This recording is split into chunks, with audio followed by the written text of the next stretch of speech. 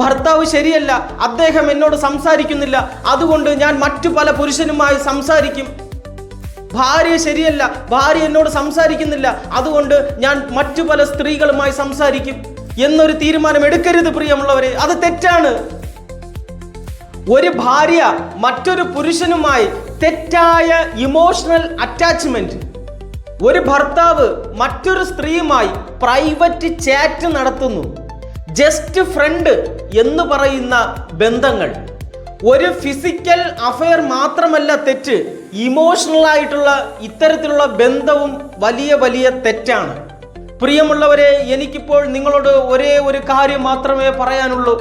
എപ്പോഴാണ് ജീവിതത്തിൽ തകർച്ച ഇടിമിന്നൽ പോലെ വന്ന് നിപതിക്കുന്നതെന്ന് നമുക്ക് പറയാൻ സാധിക്കുകയില്ല. ചെയ്തുകൊണ്ടിരിക്കുന്ന പാപങ്ങൾ നമുക്ക് വിട്ടുകളയാം പ്രിയമുള്ളവരെ.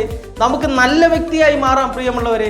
നമ്മുടെ കുടുംബം, നമ്മുടെ മക്കൾ, നമ്മുടെ ഭാര്യ, നമ്മുടെ ഭർത്താവ് പരസ്പരം സ്നേഹത്തിലും ഐക്യത്തിലും സന്തോഷമായി നമുക്ക് ജീവിക്കാം.